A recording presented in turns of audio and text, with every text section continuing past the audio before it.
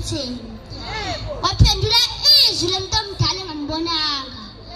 Lathi liphethe umama nendodana. Ngabuza ngathi ngabe liphikelela. Kwathiwa liphikelele Polokwane. Ngabe ngisaphuma umuntu omdala afunda kwezami.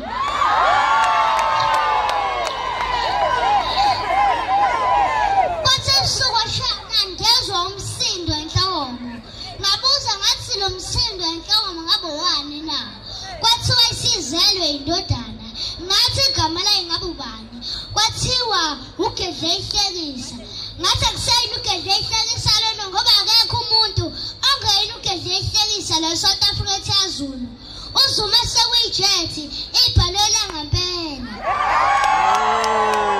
oqhamuka umsindo enhloko bengaqhamuki kwale noma senisithele kusala umsindo enhloko owani lo msindo na uzuma mina phade emhlopha siyamazi umnazi wehlalo uzuma inqinqaphuza wezinto ezibangabe ephuza wemfishane ibuya noda yaphuza phecelezi ophuza Polokwane ngikhuluma ngonoma sikisikenyane sendwa sisilasayo unontanda buwa nje sabuli isikhwazi simekelekele zingikhozi hamba nethola ngalodwa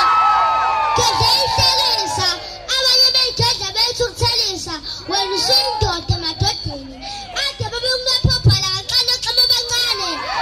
bakunwepha usuzwana nxeba kodwa mina angaze ngihlangane nawe leke lodwa ilanga uthukuthele ngoba wena uyindoda emadodeni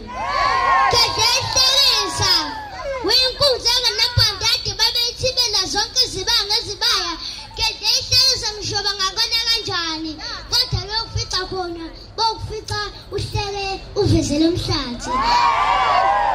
ngikhuluma ngomshwayozi Gedleyihlekisa wachaza phuzu kwamele phuzu wachaza phuzu kwamele phuzu ngikhuluma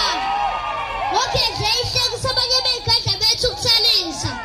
wathi made bamephuma ehlelweni ukuze sahlale uzuma sasiyabonga umsebenzi washamhla ka9